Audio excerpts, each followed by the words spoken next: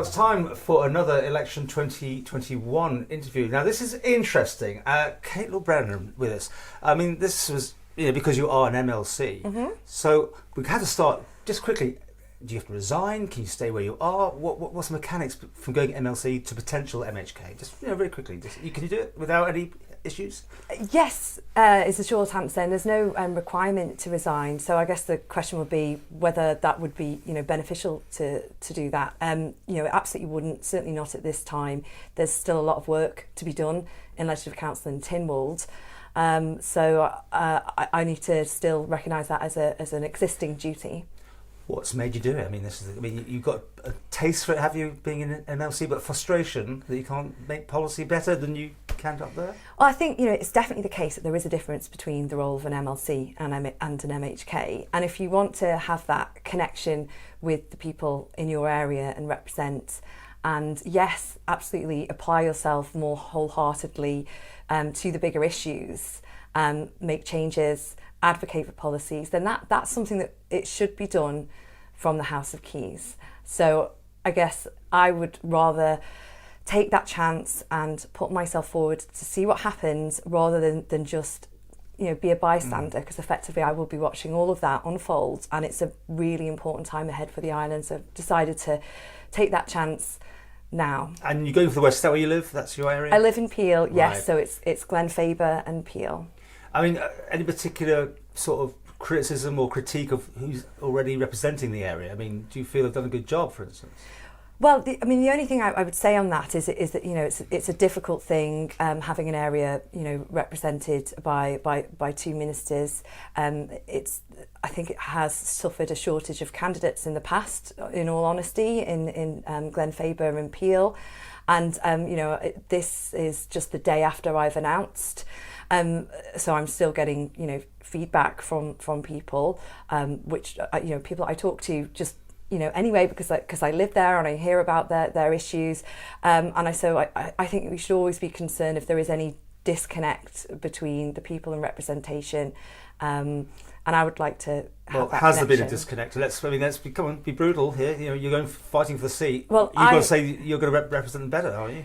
Well, I feel connected to the area and to the people, and that I'd be motivated to act on their behalf, and that I'm interested. And if I hear that there is, which I have done, talk of people maybe feeling apathetic about voting overall, then obviously that's not a good thing. So even if I'm not successful, putting myself forward as a candidate means that there is more choice, and hopefully people would feel that they want to exercise that choice. So I would like to be there for the people of Glenfaba and Peel and listen to them and act for them and represent if that's what they would like me to do.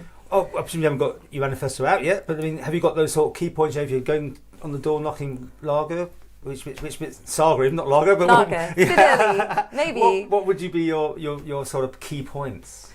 Well, I think that the feedback that you start to get, I think the things that families in Peel, for example, would be interested and bothered about would be along the lines of topics to do with education, children and families, the environment as well. And I say that not only to do with climate change, which of course is a topic that everybody talks about. So I'd say those would be things that I would expect to hear about and that are important. I think though it's early stages, so what I want to do is go out there and listen to people and hear about what their issues are and what's most important to them, rather than specifically identify all the top ones now. But that's the sense I have, and there's possibly other areas too. And is that under local or national? I mean, how do you divide these? What is the big local issue there? Let's try this. What would you pin down as anything particular for your area? I don't want to pin it down yet because it's such early stages. So it's actually it's a really large constituency. So part of the job, I think, is to go out there and listen to see what is bothering people most, or what is most important to them, rather than just kind of make that presumption now. I mean, there you are. You're in the Tynwald every month. With everyone else, you're seeing what's going on. Has that helped you? Therefore, do you think it potentially be an MHK by being sort of in there but not quite in there?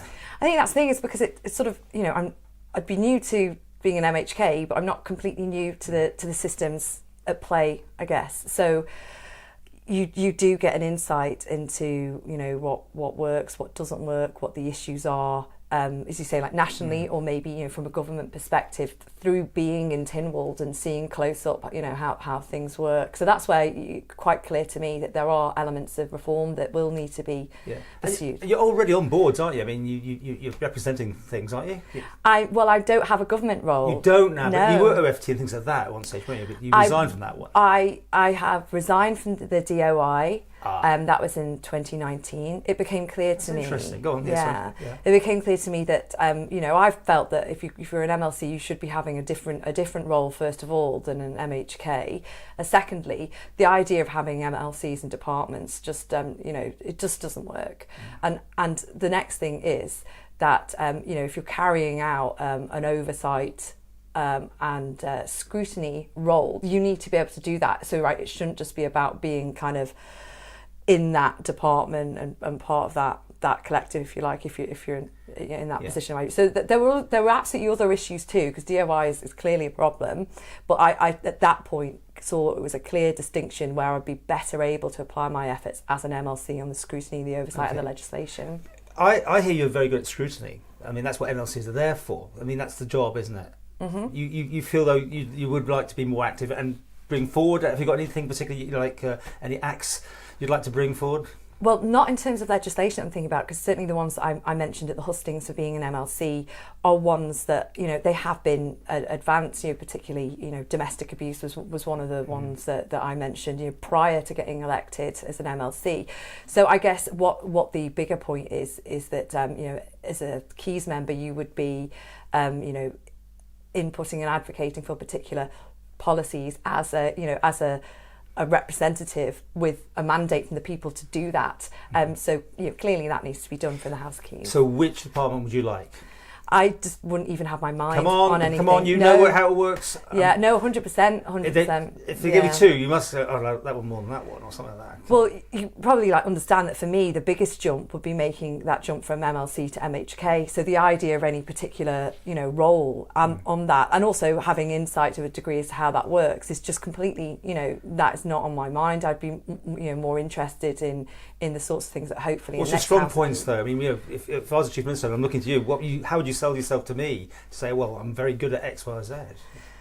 I guess it would have to be on any you know, public track record that is out there. You know, for me, obviously, I have actively contributed in Tynwald and Legislative Council. You know, I am very interested in things to do with, you know, the economy and things like that, and actually how. Okay, we'll put in Treasury then, so. It's just far too soon to even say anything like that. Do you want to be a minister? Do you see yourself that far up, or are you happy to be one of the troops? You know, do you want to be a chief or an Indian? I would be quite happy to be part of the troops, to be honest. I will say that there was a point of disappointment for me that I had thought as an MLC it would be a brilliant opportunity to be part of the scrutiny committees.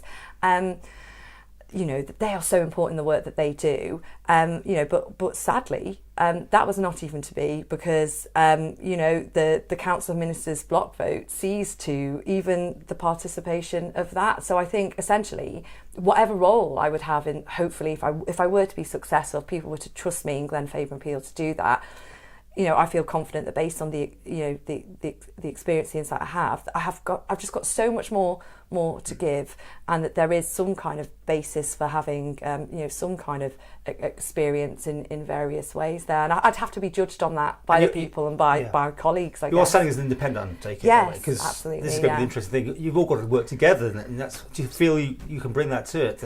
I mean, this one was a bit of a love in the first few years anyway, but yeah, working together or being a critique of the whole thing, and a critic even.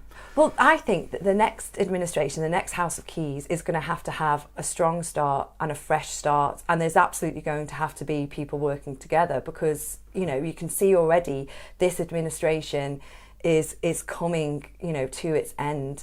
So there is going to have to be, a fresh start. Obviously, there's going Would you to say need the to be wheels are some falling off at the moment? collaboration. It does look that way, doesn't it? At times, it seems that every administration in the last year has come like that. But anyway, just to finish with, and this is very directly to you. If it doesn't work, do you then stay on as an MLC? Do you feel you have the mandate to do that and carry on? Well, some people said that, actually, well, how could you continue if you were to, if you're not successful? Which, in fairness, that could absolutely happen. Now, I take the view, though, that it would actually make you a better MLC if it wasn't to be successful in the general election, because you would have spent all that time going around talking to people and listening to people, and of course you have that greater role in Tynwald. So I think it would inform that for Tynwald overall. And the other point is that I'd actually only have like a year and a half of my current term left as an MLC, so you'd question whether it'd be worthwhile to trigger a by-election. So what I might lose face on if I was not successful, I think I would gain in experience that I could give to the job.